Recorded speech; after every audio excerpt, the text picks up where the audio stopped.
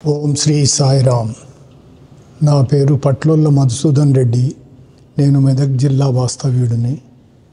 నేను ఉద్యోగరీత్యా రైల్వే ఆడిట్లో ఇండియన్ ఆడిట్ అండ్ అకౌంట్ సర్వీస్లో సూపర్వైజర్ ఆడిట్గా చేసి 2011లో పదవి విరమణ చేశాను. స్వామి దివ్య ఆశీస్సులతో 50 సంవత్సరాల నుండి నేను స్వామి యొక్క ఫోల్డ్లో ఉన్నాను.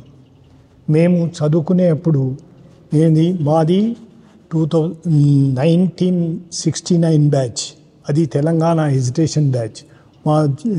మా చదువులో కూడా చాలా డిస్టర్బెన్స్ వచ్చింది. మా డిగ్రీ కూడా మేము 1 year లాస్ అయినాం. మేము అక్కడే మాకు రోమెల్ గారని, రోమెల్ IFS ఆఫీసర్, ఆయన 5 కంట్రీస్లో అంబాసిడర్గా చేశాడు. ఆయనే స్నేహితం ఏర్పడింది. మేమందరం కలిసి విజయనగర్ కాలనీలో ఉండేవాళ్ళం. అక్కడ మేమందరం అప్పటి నుంచి ప్రాణ స్నేహితులుగానే ఉన్నాము. ఇప్పటి వరకు అది కొనసాగిస్తూ ఉన్నాము. అప్పుడు మేము అక్కడ విజయనగర్ కాలనీలో రమణ్ రావు గారని, ఆయన అక్కడ గ్రూప్ లీడర్ ఉండే, అక్కడ భజన్ రవి ఆర్గనైజ్ చేస్తుండే. ఎవ్రీ వీక్లీ వన్స్ భజన్ జరుగుతుండేది. అయితే ఏదో క్యాజువల్గా మేము చదువుకున్నప్పుడు కూడా అలా వెళ్ళేవాళ్ళం. వెళ్తున్నప్పుడు అక్కడ ఒక ఆయన ప్రభుజీ అని, ఉదయభాను ప్రభు అని, ఆయన ఇక్కడ శివం ఉంది, సత్యసాయి బాబా గురించి వారు చెప్పారు. వారు చెప్తే మేము ఒక 6 గ్రూప్ ఉంటిమి. అందరం కలిసి మేము అక్కడ శివం కన్స్ట్రక్షన్లో మేము పని చేసేవాళ్ళం. వెళ్ళి సాటర్డే సండే అక్కడికి వెళ్ళి చేస్తుండేవాళ్ళం అన్నమాట. సో అలా స్వామిని చూడకుండానే, స్వామి అంటే ఎవరో తెలియకుండానే మేము స్వామి ఫోల్డ్లోకి వచ్చాం. అది స్వామి అనుగ్రహం. ఎందుకంటే స్వామి చేస్తున్న మానవాళికి ఉపయోగపడే పెద్ద పెద్ద కార్యక్రమాలను చూసి నిజంగానే ఇది మానవులతోటి ఇది సాధ్యమైన పని కాదు, ఇది భగవంతుడి అవతారం అయితేనే చేయగలుగుతారు అని మేము నమ్మి మేము అలాగే చేస్తూ అక్కడ కన్స్ట్రక్షన్ సమయంలో చేస్తూ వచ్చాం. తరువాత మళ్ళీ పుట్టపర్తికి వెళ్ళడం జరిగింది. అలాగే క్యాజువల్గా మేము చదువుకున్నప్పుడు అప్పుడు స్వామిని చూసాం. దాని తర్వాత స్వామి యొక్క 50th బర్త్డే అప్పుడు మాకు అక్కడ అవకాశం దొరికింది. ఇక్కడ క్యాంటీన్లో సర్వీస్ చేసే అవకాశం దొరికింది. సో అక్కడ క్యాంటీన్లో ఆ సంవత్సరంలో 76లో అంతా మాన్యువలే, కిచెన్లో అంతా మాన్యువలే, కట్టెల పొయ్యిలు, గంజి వార్చడము అదంతా కూడా మాన్యువల్గానే జరిగేది. సో అదంతా మేము చేసేవాళ్ళం. 1 month అక్కడనే ఉండి, ఉద్యోగంలో కూడా 1 month లీవ్ దొరకకపోతే మెడికల్ లీవ్ తీసుకొని వచ్చి అక్కడే ఉన్నాం. అక్కడే ఉండి స్వామి అనుగ్రహంతో ఆ 1 month మేము చక్కగా సేవ చేసుకునే భాగ్యం జరిగింది. అలాగే అప్పటి నుంచి స్వామి గురించి, స్వామి సేవా కార్యక్రమం గురించి బాగా తెలుసుకోగలిగినాం. సో నిజంగానే స్వామి భగవంతుడి అవతారము అని ఆ నమ్మకం కుదురుతూ వచ్చింది. మేమందరం కూడా చాలా దుస్సంగత్వంలో ఉంటుంది. ఫ్రెండ్స్ బ్యాడ్ కంపెనీలో ఉంటుంది. సిగరెట్లు తాగటం ఇదంతా అలవాటు ఉండేది. అయితే తర్వాత ఎప్పుడైతే మేము పుట్టపర్తికి వచ్చేవాళ్ళమో ఇక్కడ మానేసేవాళ్ళము, మళ్ళీ తిరిగి వెళ్ళి మళ్ళీ మొదలెట్టేవాళ్ళం. అప్పటి నుంచి సేవా కార్యక్రమంలోనే చేస్తూ ఉన్నాం, కానీ ఆ చెడు అలవాట్లు మాత్రం మానలేకపోయినాం. తర్వాత స్వామి యొక్క 60th బర్త్డే అప్పుడు మళ్ళీ మేము సేవ కొరకని మా గ్రూప్ అంతా, మేము విజయనగర్ కాలనీ గ్రూప్, మేమంతా అక్కడికి కలిసి ఎక్కడెళ్ళినా కానీ సేవకైనా కానీ కలిసి వెళ్ళేవాళ్ళం అన్నమాట. సో ఆ సేవా కార్యక్రమంలో సేవ చేయడానికని వెళ్ళినప్పుడు గణేష్ గేట్ దగ్గర ముందర విఘ్నేశ్వరుని మొక్కుకొని వెళ్తాం. ఇప్పుడు విఘ్నేశ్వరుని మొక్కున్నప్పుడు అప్పుడు స్వామిని ఏదో మాకు ఆలోచనలో వచ్చింది, స్వామి నాకు ఈసారి మీ యొక్క దర్శన స్పర్శన సంభాషణ భాగ్యాన్ని ప్రసాదించండి స్వామి అని మొక్కుకొని అప్పుడు ఆ క్రౌడ్ను చూసి చెంపలేసుకున్నాను. నేను చాలా తప్పు చేస్తున్నాను, ఈ క్రౌడ్లో స్వామి మనకి ఇంత స్వామి దర్శన స్పర్శన సంభాషణ భాగ్యాన్ని కోరుకోవడం అది తప్పు అని చెంపలేసుకున్న తర్వాత స్వామి దయామయుడు అందుకొరకే ఇప్పుడు నేను అక్కడ వెళ్ళి మందిరంలో నాకు సేవ చేసుకుంటూ ఉన్నాను. ఒక పెద్ద ఆయన వచ్చి నన్ను అడిగారు, మీరు అక్కడ ఈ ఆ సమాధిలో అక్కడ కొలను క్లీన్ చేసేది ఉంది, అక్కడ మీరు వచ్చి సేవ చేస్తారా అని అంటే కొద్దిగా ఆలోచించాను. ఇక్కడ చాలా ప్రెషియస్ ఇది ఎట్లా వదులుకొని రావాలి అని అంటే ఇక్కడ వస్తే మళ్ళీ మీరు భజనకి కానీ దేనికి కానీ రాకూడదు అని అంటే సరే అని వెళ్ళిపోయినాం. నేను ఇంకొక ఆయన శేషాద్రి రెడ్డి అని ఆయన ఇంజనీర్గా పనిచేస్తున్నాడు. ఆయన ఇద్దరం కలిసి ఆ కొలంలో ఆ 3 రోజులు దాన్ని క్లీన్ చేయడానికి దానిలో దిగి చేస్తున్నాము. దానిలోంచి అంతి నాచు పట్టింది, పాములు ఉన్నాయి, అవన్నీ క్లీన్ చేసాం చక్కగా. తర్వాత బర్త్డే అనుకున్న బర్త్డే రానే వచ్చింది. స్వామి అక్కడ వచ్చి ఫస్ట్ అక్కడ స్వామి పేరెంట్స్ దిగి అక్కడ నమస్కారాలు పెట్టుకొని వెళ్తారు కదా, అక్కడికి వచ్చారు. వచ్చిన తర్వాత స్వామి వెనకాల వచ్చిన వాళ్ళందరినీ బయటే ఆపి వికెట్ గేట్ నుంచి వికెట్ గేట్ అవతల మేము 3 ఉన్నాం. నేను, శేషాద్రి రెడ్డి, ఇంకో ఆయన, అది నేను ఈస్ట్ గోదావరి ఆయన పేరు నాకు జ్ఞాపకం రావడం లేదు, ఆయన వారు ఉన్నారనమాట. మేము ఉన్నాము. స్వామి ఇలా చేతులు చాపారు. చేతులు చాపితే అప్పుడు కొబ్బరికాయ ఇచ్చాను. కొబ్బరికాయ కొట్టిన తర్వాత స్వామి అన్నారు పాద నమస్కారం తీసుకోమన్నారు. పాద నమస్కారం తీసుకోమని ఇట్లాంటి చూపెడితే అది చాలా సంతోషం అని చెప్పేసి మాట్లాడారు. అంటే అప్పుడు నా కళ్ళెంబడి నీళ్ళు వచ్చినాయి. నేను అనుకోకుండా ఆ కోరిక కోరాను. ఇప్పుడు ఆ క్రౌడ్లో స్వామి వచ్చి ఇవ్వటం అని అంటే ఇంకా ఇది భగవంతుడి అవతారమే, భగవంతుడికి అన్నీ తెలుసు అని చెప్పేసి అప్పటి నుంచి బాగా దృఢ నమ్మకం ఏర్పడింది. అక్కడి నుంచి మళ్ళీ వచ్చి ఇక్కడ సేవా కార్యక్రమంలో మేము పాల్గొంటూ ఉంటే తర్వాత ఇక్కడ బేగంపేట్ సమితిలో ఇక్కడ నారాయణ సేవ అని రెగ్యులర్గా అవి యాక్టివిటీస్ నడుస్తున్నాయి. నారాయణ సేవ అంటే పూర్ ఫీడింగ్ అంటారు. స్వామి పూర్ ఫీడింగ్ అక్కడ నీడీ పర్సన్స్కి సేవ చేయటం అనమాట. ఎవ్రీ 3rd సండే జరిగేది. సో దానిలో ఇన్వాల్వ్ అయి ఉన్నాం. దానికి రెగ్యులర్గా వెళ్ళేవాళ్ళం అనమాట. వెళ్ళి దాని తర్వాత అక్కడ డాక్టర్ నరసింహన్ గారు దానికి ఎక్కడగా గ్రూప్ లీడర్గా అక్కడ కన్వీనర్గా ఉండేను. అంటే ఆయన మళ్ళీ మనము ఒక గ్రామాలకు వెళ్ళి సేవ చేయాలి అని ఒక ఆలోచన వచ్చింది. ఎందుకొరకంటే స్వామి ఎప్పుడు గ్రామసేవే రామసేవ అని చెప్పేవారు. సో ఆ కాన్సెప్ట్ తోటి మేము గ్రామాలకు వెళ్ళి సేవ చేద్దామని అప్పుడు మాకు వచ్చిందనమాట. ఆ ఐడియా వచ్చి మేమేమని చేసామంటే సరే వెళ్ళి చేద్దామని మాతోటి డాక్టర్ గారు మేము డిస్కస్ చేస్తే సరే వెళ్ళి ఫస్ట్ ఇక్కడ దగ్గరలో ఎక్కడ గ్రామం అని అంటే దూరంలో రిమోట్ విలేజ్, అంటే ఇప్పుడు దుందిగల్ అనే విలేజ్ అప్పుడు రిమోట్ విలేజ్గానే ఉండేది. సో అక్కడికి వెళ్ళి అది సర్వే చేసాము. అది డిజర్వింగ్ అనిపించింది. అక్కడి నుంచి మొదలెట్టాము. గ్రామ సేవ అని అంటే దానిలో అది ఒక్క సేవ కాదు, దాంట్లో medical camp, veterinary camp, door to door interaction to tell about health and hygiene, Bal Vikas, తర్వాత evening cultural programme, doctor's talk on health and hygiene ఉంటుంది. దాని తర్వాతనేమో అన్నా కాల్మొక్తా తాగకే అని ఒక నాటకం అది ప్రదర్శించేవాళ్ళం. అది ఏంటంటే bad effects of alcoholism and smoking గురించి ఒక చిన్న నాటిక. అది స్వామి ఎప్పుడు చెప్పేవారన్నమాట. మీరు వెళ్ళి మెడికల్ క్యాంప్ చేస్తున్నారు, ఇవాళ మందులు ఇచ్చేసి వెళ్ళిపోతారు, మళ్ళీ వాళ్ళు రాకుండా ఎట్లా అని అంటే దానికి prevention is better then cure అని చెప్పేవాళ్ళు అనమాట. అందుకొరకు రాకుండా మీరు కాపాడండి, వాళ్ళు ఊర్లలో తాగడానికి దీనికి బానిసలైపోతున్నారని అప్పుడప్పుడు స్పీచ్లో కూడా చెప్పేవారు. అది మాకు వచ్చి డాక్టర్ గారు ఏమన్నారంటే దీని మీద ఒకటి మనం డ్రామా తయారు చేయాలి అని. అక్కడ మనకు కేఆర్కే మూర్తి గారని, రాధాకృష్ణమూర్తి గారని, ఆయన నంది అవార్డు గ్రహీత, ఆయన పెద్ద చాలా మంచి యాక్టర్. ఆయన ఇండియన్ ఎయిర్లైన్స్లో అకౌంట్స్ ఆఫీసర్గా పనిచేసి రిటైర్ అయ్యారు. వారు కూడా దీంట్లోకి వచ్చేవారు అనమాట. వచ్చినప్పుడు డాక్టర్ గారు వాళ్ళని అడిగారు, ఈ థీమ్ మీద మీరు ఒకటి డ్రామా తయారు చేయాలి సార్ అంటే ఒక్కరోజు నైట్ అంతా మేల్కొని స్వామికి ప్రే చేసుకొని రాశాడంట. దాని పేరు అక్కడ లోకల్ లాంగ్వేజ్లో అన్నా కాల్మొత్తా తాగకే అని. అంటే దాంట్లో bad effects of alcoholism, smoking, drinking and gambling అవన్నీ కవర్ అయినాయి. సో అది ఎంత టచింగ్గా ఉండేదంటే ఆ గ్రామాల్లో ప్రదర్శించిన తర్వాత మళ్ళీ మేము ఫాలో అప్ యాక్షన్కి వెళ్ళినప్పుడు సార్ మేము తాగుడు మానేసినాము, మేము ఇది మానేసినాము అని కనీసం ప్రతి గ్రామాల్లో కూడా 20-25 మంది వచ్చి చెప్పేవాళ్ళు అనమాట. అప్పుడు మాకు ఎంతో ఆనందం వేసేదన్నమాట. వాళ్ళు దాంతో మంచిగా మా కుటుంబాలు ఇప్పుడు బాగుపడ్డాయి సార్ అని అట్లానే వాళ్ళు మేమే ఎంతో ఆనందపడేవాళ్ళం అన్నాం. మాకే ఇది ఎంతో లాభం జరిగింది అన్నట్టు ఆనందపడేవాళ్ళం అనమాట. అట్లా మేము 150 విలేజెస్లో గ్రామ సేవ అని చేశాము. దాని తర్వాత అదే కాకుండా ఇంకా మన డాక్టర్ పున్నయ్య గారని మాకు ఈ గ్రామ సేవలు చేస్తున్నప్పుడే ఆయన వెటనరీ డాక్టర్ గారు అక్కడ ఆంధ్రాలో అక్కడ రిటైర్ అయ్యి ఇక్కడ వచ్చారు. ఆయన అక్కడే ఎన్నో సేవలు వెటనరీ క్యాంపులు చేశారంట. ఆయన ఇక్కడికి చాలా చక్కగా జరుగుతుందని మాతో వచ్చి చేస్తుండేవారు అనమాట.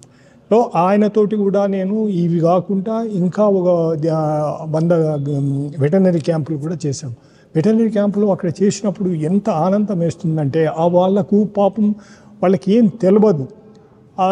ఏదో పాలిస్తలేదు లేకపోతే ఏదో బక్కబడిపోతుంది అని అంటే ఏదో ఉన్నదిలే అని చెప్పేసి వాళ్ళు పాలు మానేసిన తర్వాత అంటే పూర్తిగా డ్యామేజ్ అయిన తర్వాతనే హాస్పిటల్కి తీసుకుపోయారు. అప్పటికి అది అయిపోయేది. సో అట్లా చాలా లాస్ అయిపోయిన వాళ్ళు చాలామంది ఉన్నారు. దాని గురించి మన డాక్టర్ పున్నయ్య గారు మంచిగా ఎక్స్ప్లెయిన్ చేసి వాటికి మినరల్ మిక్చర్ కూడా ఇచ్చేవాళ్ళము. తర్వాత రైతు గోష్ఠి అని కూడా అరేంజ్ చేసేవాళ్ళు. అంటే దాంట్లో వాళ్ళ రైతుల సమస్యలు, తర్వాత చిన్న చిన్న జబ్బులు వస్తే ఊరికే డాక్టర్ దగ్గరికి మండల హెడ్ క్వార్టర్స్ కానీ జిల్లా కేంద్రానికి కానీ తీసుకెళ్లకుండా మేము చిట్కాలు డాక్టర్ గారు చెప్పేవాళ్ళు అనమాట. ఏమన్నా ఉన్నా కానీ మీరు కాంటాక్ట్ చేయండి అని అంటే అట్లా ప్రతి ఊర్లో కూడా పోయిన వెటనరీ క్యాంపులు పెట్టిన ఊర్లో కూడా అందరు రైతులు ఎంతో మీరు ఎంత సేవ చేస్తున్నారు, మీ వల్ల చాలా మాకు ఉపయోగం అవుతుంది, మా పశువులు కూడా మంచిగా ఉంటున్నాయి, పాలు మంచిగా ఇస్తున్నాయి, ఆ వ్యవసాయానికి కూడా మంచిగా వస్తున్నాయి అని చెప్పేసి వాళ్ళు ఎంతో ఆనందపడేవాళ్ళు అనమాట. అట్లా ఒక విలేజ్లో అయితే ఏదో వ్యాధి వచ్చిందంట, ఫుట్ అండ్ మౌత్ వ్యాధి వచ్చి అక్కడ డిస్టిక్లో మొత్తం చాలా పశువులు చనిపోయినాయని చెప్పారు. చనిపోయినాయి కానీ మేము ఎక్కడైతే వెటనరీ క్యాంప్ చేశామో అది నర్సాపూర్ దగ్గర విలేజ్, నాకు విలేజ్ పేరు జ్ఞాపకం రావటం లేదు. అది ఆ విలేజ్లో చేసినప్పుడు అక్కడ ఏం పోలేదు అని చెప్పేసి డిస్ట్రిక్ట్ కలెక్టర్కి రిపోర్ట్ పోయిందంట. అంటే ఎందుకు ఒక్కటే విలేజ్లో కాకుండా మిగతా విలేజ్లో ఎందుకు అట్లా జరిగింది అని అంటే ఆ విలేజ్లో వెటనరీ క్యాంప్ సత్యసాయి సేవా ఆర్గనైజేషన్ వాళ్ళు పెట్టారు. దానివల్ల వాళ్ళు ఆ వ్యాక్సిన్స్ ఇచ్చారు, దానివల్ల ఆ విలేజ్లో ఏం ఎఫెక్ట్ కాలేదు అని అన్నారు. అప్పుడు ఆ డాక్టర్ గారు కూడా మళ్ళీ మా ఆర్గనైజేషన్కి మాట్లాడి మీరు మా డిస్ట్రిక్ట్లో విలేజ్లలో మీరు క్యాంప్స్ పెట్టాలి, గ్రామసేవ ఆర్గనైజ్ చేయాలి అని చెప్పారు.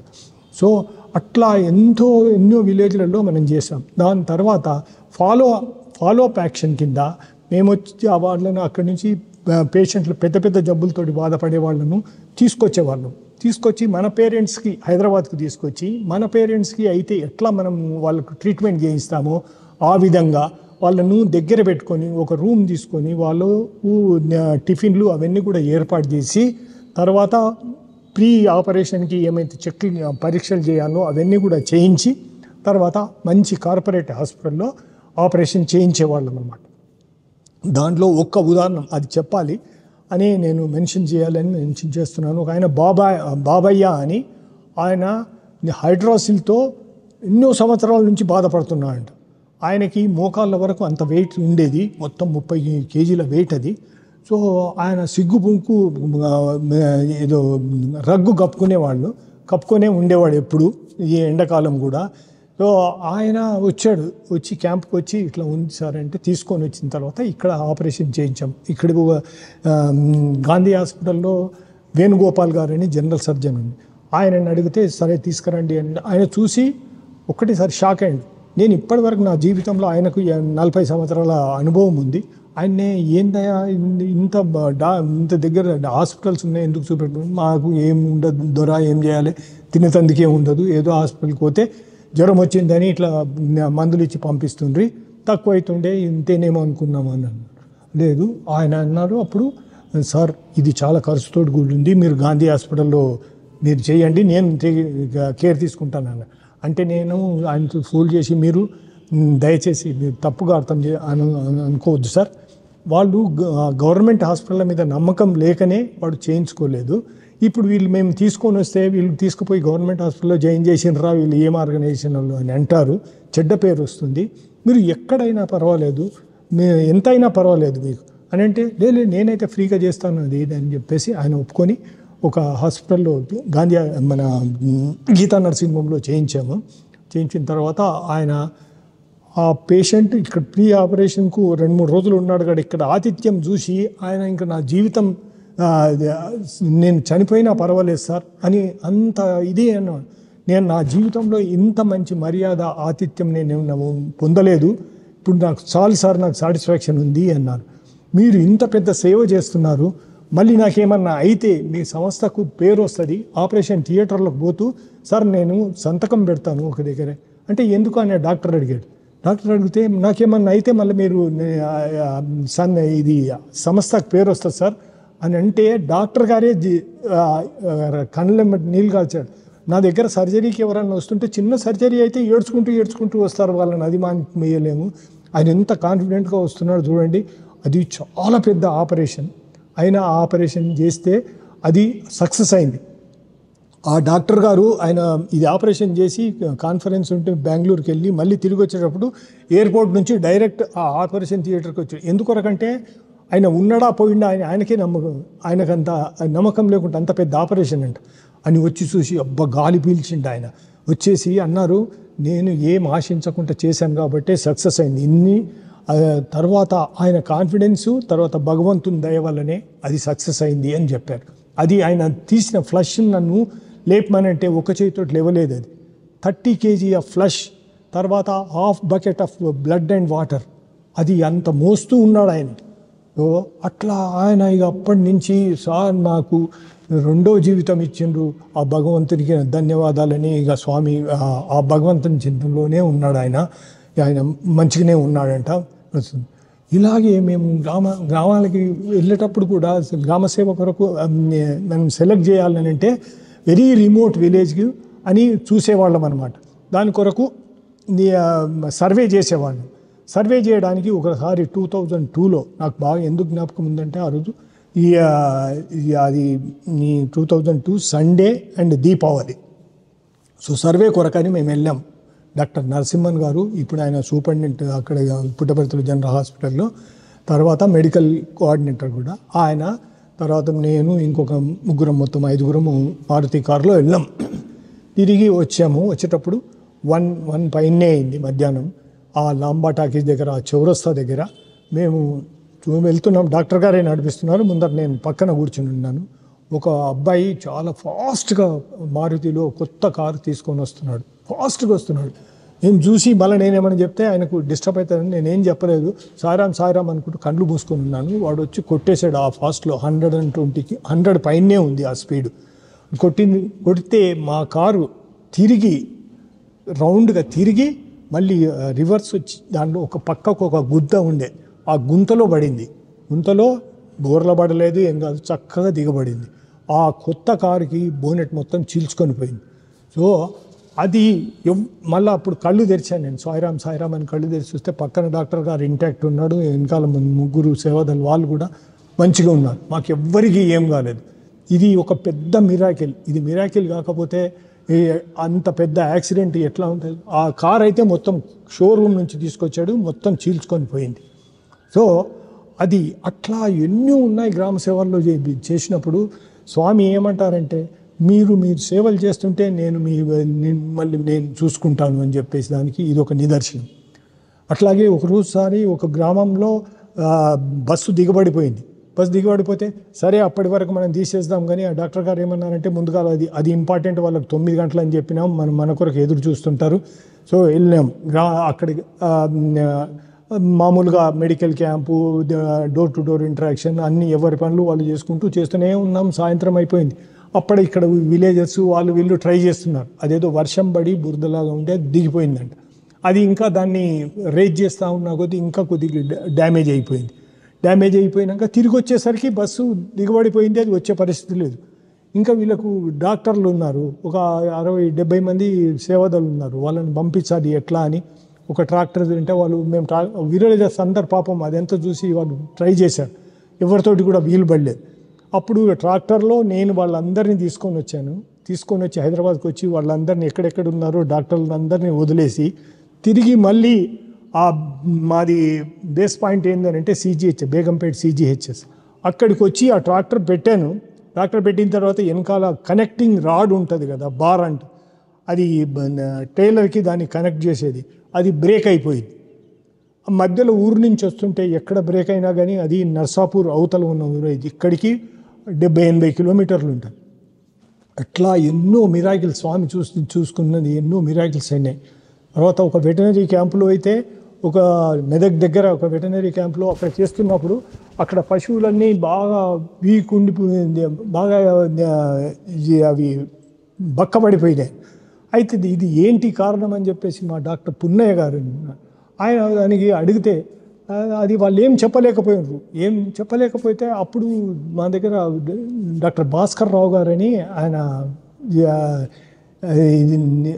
అవి అక్కడ వాళ్ళని అవి పరీక్ష చేసి అక్కడ ఎక్కడ వాటర్ని పరీక్ష చేస్తే అక్కడ దాంట్లో ఏదో ఇది వెళ్ళిందంట, దాంట్లో స్నేల్స్ అవి తాగడంలో పోయి అవి అంతా అవిటికి ఇదవుతున్నాయి అన్నమాట.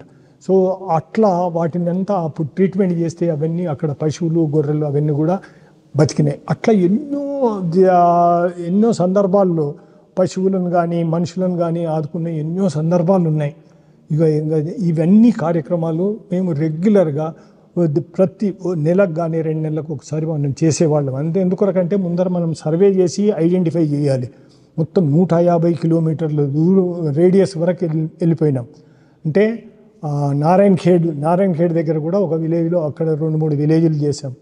మొత్తము Nalgonda district, Medak district, Mahbub Nagar district, Rangareddy district, ఇవన్నీ డిస్టిక్లు 150 విలేజెస్లో గ్రామసేవ చేశాం. గ్రామసేవ అంటే veterinary camp, medical camp, door to door interaction to about health and hygiene, ఈ డ్రామా ముఖ్యంగా అన్న కాల్ముక్తాలు ఇవన్నీ చేసుకొని తిరిగి వచ్చేసరికి ఎప్పుడు మేము 12 లోపల మా క్యాలెండర్ తిరిగేది.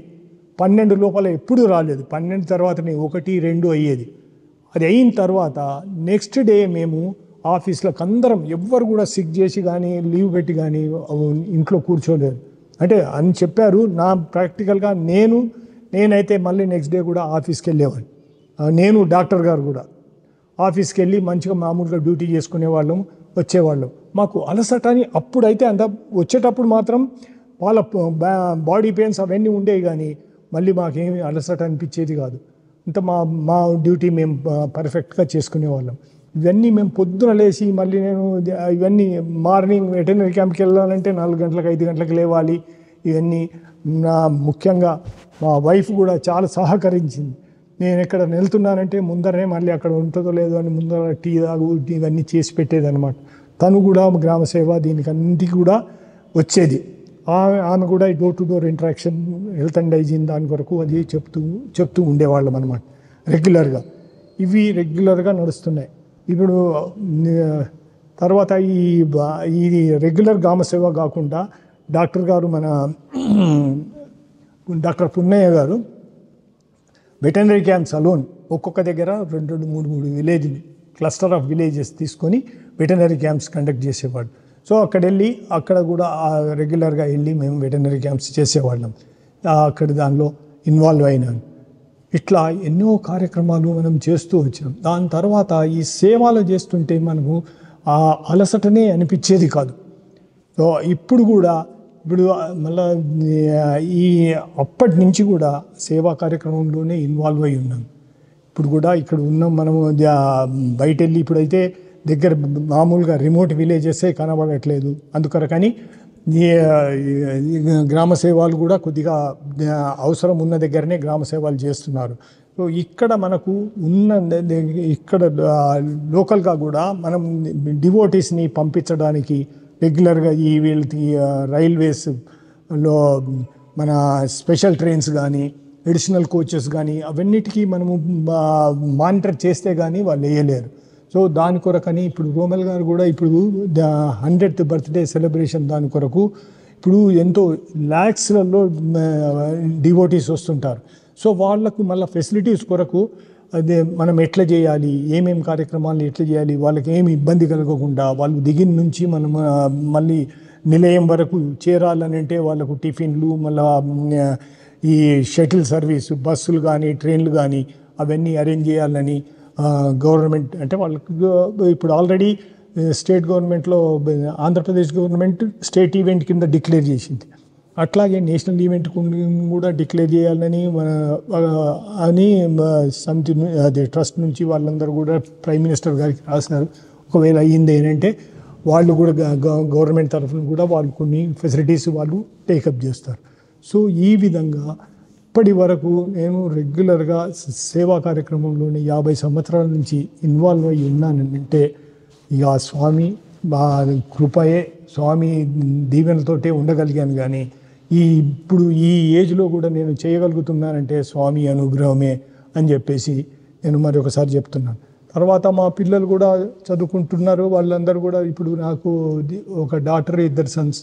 పాప కూడా మంచిగా చదువుకుంది, పీజీ చేసింది, షీజ్ ఇన్ యూఎస్. 2 బాబులు కూడా వాళ్ళు బీటెక్ చేశారు, వాళ్ళు జాబ్లలో సెటిల్ అయిపోయారు, వాళ్ళ మ్యారేజెస్ అయిపోయినాయి. అప్పుడు ఉద్యోగం చేసేటప్పుడే ఇంకా ఎక్కువ చేశానని అనిపిస్తుంది. మేము అక్కడ ఉద్యోగం చేస్తూ మళ్ళీ తర్వాత సాయంత్రం ఏమో అక్కడికి వచ్చి నేను ఇవన్నీ కార్యక్రమంలో ఉన్నాను, నేను చేయలేను సార్ అంటే కూడా ఆ డ్రామా కొరకు ఆ రాధాకృష్ణమూర్తి గారు ఎంతో నన్ను పట్టుబట్టి, నా దగ్గర యాక్టర్స్ ఉన్నారు కావాలని అంటే చేయడానికి, కానీ నేను వాళ్ళతోటి కాదు, నేను మీతోటి సేవాదళ వాళ్ళతోటే చేయించాలి, నేను ఇవన్నీ యాక్టివిటీస్ చేయాలి సార్, మళ్ళీ తర్వాత నాకు అనుభవం కూడా లేదు అంటే మీతోటే చేస్తాను అని చెప్పేసి ఆయన నాకు అనుభవం లేకున్నా కానీ ఒక యాక్టర్గా తయారు చేసి అక్కడ ఆ 100 గ్రామాలలో కూడా ఈ అన్న కాల్ముక్త తాగకి అని ఆ డ్రామాను ఎనాక్ట్ చేయడానికి నేను కూడా ఒక పాత్రధారుని అన్నమాట. సో అది అయిన తర్వాత ఎంతోమంది మారి వాళ్ళ చెడు అలవాట్లు మానుకున్నారని చెప్పేసి నెక్స్ట్ మేము అది ఫాలోఅప్ సర్వీస్కి వెళ్ళినప్పుడు వాళ్ళు చెప్తుంటే ఎంతో ఆనందం వేసేది అనమాట. ఆ ఫాలోఅప్ సర్వీస్లో మనం మెడికల్ క్యాంప్, వెటనరీ క్యాంప్, ఇవన్నీ మెడికల్ క్యాంప్ చేసినప్పుడు ఏంటంటే మనం అక్కడ వాళ్ళకి స్పెట్స్ అవసరం ఉంటే వాళ్ళకి అవన్నీ తీసుకొని వచ్చేసి మళ్ళీ ఇక్కడ చేసేవాళ్ళు, ఇక్కడ చేయించి మళ్ళీ తీసుకెళ్ళి ఇచ్చేవాళ్ళం అనమాట.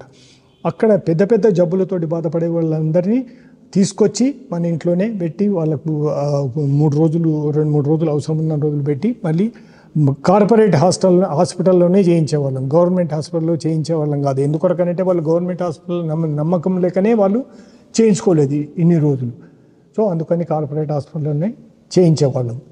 ఇలా ఎన్నో సేవా కార్యక్రమాలు ఆ స్వామి అనుగ్రహంతో మేము చేస్తూ వచ్చాము. ఆ డాక్టర్ గారు కూడా అక్కడ అప్పుడు ఇక్కడ రెగ్యులర్గా గ్రామ సేవలు ఇవన్నీ చేస్తున్నారని స్వామి నోటీస్లోకి పోయి స్వామి అడిగారు. 2-3 సార్లు ఇంటర్వ్యూ ఇచ్చినప్పుడు కూడా చెప్పారు. సరే ఒకరోజు 2005లో డాక్టర్ గారిని మీరు వచ్చేసి ఆ డాక్టర్ గారిని అక్కడ పుట్టబర్తికి వచ్చేయమని అన్నారు. మొబైల్ హాస్పిటల్ ఇది టేకప్ చేయాలి అని చెప్పేసి ఒక వ్యాన్ అది అక్కడ బాంబే నుంచి ఒక ఆయన ఇచ్చారు. అది చూపించారు. చూసిన తర్వాత నువ్వు అరౌండ్ పుట్టబర్తి 12 విలేజెస్ని ఐడెంటిఫై చేయాలి అని అన్నారు. అయితే దానికి మేమందరము రోజు వెళ్ళి తిరిగి వచ్చేవాళ్ళం అనమాట. 10 కిలోమీటర్స్ రేడియస్లో తిరిగి వచ్చి అట్లా ఒక 10-12 గ్రామాలు 12 విలేజెస్ కావాలన్నారు. 12 గ్రామాస్ ఐడెంటిఫై చేసినాము. ఐడెంటిఫై చేసిన తర్వాత స్వామికి సమర్పించారు. తర్వాత ఇప్పుడు కాదు అని 1 year వరకు ఇంకా అక్కడ విలేజ్లో బస్సు ఉండడానికి అవన్నీ సౌకర్యాలు ఉండాలి, అదంతా కూడా స్వామి కేర్ తీసుకుంటారు కదా, అదన్నీ సూచనలు ఇచ్చేవారు అనమాట. అవి దాంట్లో కూడా మేమందరం కలిసి వెళ్ళేవాళ్ళం. అది ఐడెంటిఫై చేసేదానికి తిరిగి చేసి వచ్చిన తర్వాత మళ్ళీ 1 year తర్వాత అప్పుడు ఇంకా స్టార్ట్ చేయమని అన్నారు. అది ఆ activity every month 1st to 12th జరుగుతుంటుంది. 12 గ్రామాలలో మార్నింగ్ 6 to తర్వాత మధ్యాహ్నం తర్వాత అందరి పేషెంట్లను చూసే మళ్ళీ సాయంత్రం ఇక్కడికి వస్తారు. అది రెగ్యులర్గా ఇప్పుడు చాలా అది ఉధృతంగా జరుగుతుంది. అది సో మాకు ముఖ్యంగా ప్రశాంతి నిలయంలో 50th బర్త్డేకి నేను చెప్తున్నాను కదా, 50th బర్త్డే అప్పుడు మేము అది అక్కడంతా మాన్యువలే చేయడానికి. మేము 3 గంటలకు లేచి తర్వాత కిచెన్లో మాకు అవకాశం ఇచ్చింది కాబట్టి మమ్మల్ని పిండి పిసికి చపాతీలు చేయమని చెప్పారు. సో అక్కడ పిండి రుద్దుకొని పిండి అంతా కలుపుకొని తర్వాత వెళ్ళి స్నానాలకు బయటికి వెళ్ళేవాళ్ళం. అక్కడ అప్పుడు వసతులు లేవు. అక్కడ ఒక ధోబీఘాట్, వాళ్ళ ధోబీల ఇంట్లో ఒక ₹1 ఇస్తే వాళ్ళు స్నానాలు అవి చేసుకోవడానికి వాళ్ళు పర్మిషన్ ఇచ్చేవాళ్ళు అనమాట.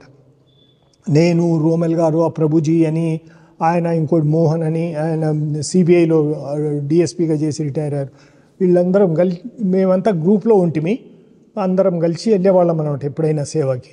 సో అక్కడ అది చేసుకొని అక్కడ వాళ్ళ దగ్గర ఆ స్నానాలు చేసుకొని మళ్ళీ ఎంబడే వచ్చి అక్కడ మొక్కొని వచ్చి మళ్ళీ ఫీల్డ్లోకి దిగిపోయేవాళ్ళం అనమాట, బ్యాటిల్లోకి. సో ఇక్కడ ఇదంతా చపాతీలు చేస్తూనే ఉంటుంటే మేము చేస్తుంటే అప్పటి నుంచి ఎప్పుడు మధ్యాహ్నం దాకా మేము చేస్తూనే ఉండి మళ్ళీ తర్వాత మధ్యాహ్నం తర్వాతనే అప్పుడు వాళ్ళందరూ భోజనాలు స్టార్ట్ అయితేనే అప్పుడు మేము కూడా వెళ్ళి వాళ్ళకి ఇవన్నీ పూర్తి అయినాకనే అప్పుడు తినేవాళ్ళం అనమాట. ఆ విధంగా అక్కడైతే అది కాకుండా దాని తర్వాత నెక్స్ట్ ఏ బర్త్డేకైనా వెళ్ళినా కానీ అక్కడ వాళ్ళను అప్పుడు ధర్మవరం నుంచి అప్పుడు ప్రశాంతి నిలయంకు ఇది ప్రశాంతి నిలయం వెళ్ళేది కాదు, అప్పుడు ఆ లైన్ వేయలేదు అప్పటికి. సో ధర్మవరం నుంచి బస్సులో మనం ప్రశాంతి నిలయంకి రావాలి. ప్రశాంతి నిలయంకు వచ్చిన తర్వాత రావడానికి వాళ్ళకు ఊరు నుంచి వచ్చే వాళ్ళకు చాలా ఇబ్బంది పడేవాళ్ళు అనమాట. సో అందుకొరకని అక్కడ మనము ధర్మవరంలో టిఫిన్స్ అవన్నీ కూడా రోమల్ గారి ఆధ్వర్యంలో టిఫిన్స్ అవన్నీ అక్కడ వాళ్ళకు అరేంజ్ చేసి వాళ్ళకు తర్వాత అది టిఫిన్ చేసిన తర్వాత మళ్ళీ ఇప్పుడు వాళ్ళని తీసుకొచ్చినాక ఇక్కడ పుట్టపర్తిలో కూడా బస్ స్టాండ్ దూరం ఉంది, అక్కడి నుంచి మళ్ళీ మోసుకొని ప్రశాంతి నిలయం వరకు రావాలంటే కష్టమని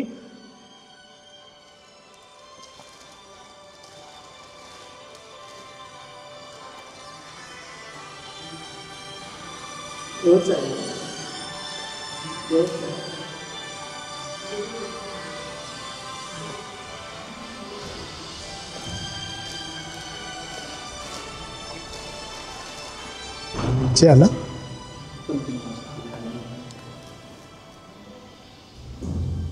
సో అక్కడ జరిగేది చెప్పమంటారా? సో వాళ్ళకి ఆ బ్యాగులు అవన్నీ కూడా తీసుకొచ్చి వాళ్ళని ప్రశాంతి నిలయంకు తీసుకొచ్చి అక్కడ దర్శనం అయిన తర్వాత అక్కడ టెంట్స్ అవన్నీ చేసేవాళ్ళు, వాళ్ళని అక్కడ మంచిగా అకామిడేట్ చేసేవాళ్ళు. దాని తర్వాత మళ్ళీ రిటర్న్ జర్నీకి రిజర్వేషన్స్లో వాళ్ళకి ఊరు నుంచి వచ్చిన వాళ్ళకి ఇబ్బంది జరుగుతుందని అక్కడ ఒక కౌంటర్ ఓపెన్ చేసి వాళ్ళందరికీ కూడా అసిస్ట్ చేసేవాళ్ళం. దాని కొరకు తర్వాత అప్పుడు స్పెషల్ ట్రైన్స్కు రైల్వే బోర్డు లెవెల్లో అప్పుడు రోమెల్ గారు అక్కడంతా మాట్లాడిన తర్వాత ఇక్కడ జిఎంకి ఇన్స్ట్రక్షన్స్ ఇస్తే స్పెషల్ ట్రైన్స్ కూడా అప్పుడు ఇవ్వటం జరిగింది. దాని తర్వాత ఉన్న ట్రైన్స్కి కూడా ఎడిషనల్ కోచెస్ అంటే దాని రూల్ ప్రకారం మనము అడిగితే కానీ వాళ్ళు ఇవ్వరు కదా, దాన్ని బట్టి పర్స్యూ చేయాలి. అలా చేసి వాళ్ళకి ఏమి ఇబ్బంది కలగకుండా అక్కడ చాలా సేవా కార్యక్రమంలో మేము ఇన్వాల్వ్ అయినాం. ఇక అలాగే రెగ్యులర్గా ప్రతి బర్త్డేకి అప్పుడు వెళ్ళేవాళ్ళము, అక్కడ సేవా కార్యక్రమంలో ఇన్వాల్వ్ అవుతుంటాం అనమాట. సో అక్కడ ప్రశాంతి నిలయంలో ఈ సేవలు రెగ్యులర్గా మనం చేస్తున్నాము. ఎప్పుడు సేవకు పోయినా కానీ ఆ మొబైల్ హాస్పిటల్ది 1st to 12th అవుతుంటుంది. ఈ మధ్యలో నేను వెళ్ళట్లేదు కానీ అప్పుడు రెగ్యులర్గా వాళ్ళు వెళ్తుంటారు అనమాట. సో ఈ అవకాశం నాకు ఇచ్చినందుకు చాలా బాబా వారి పాదపద్మములకు శతకోటి వందనం.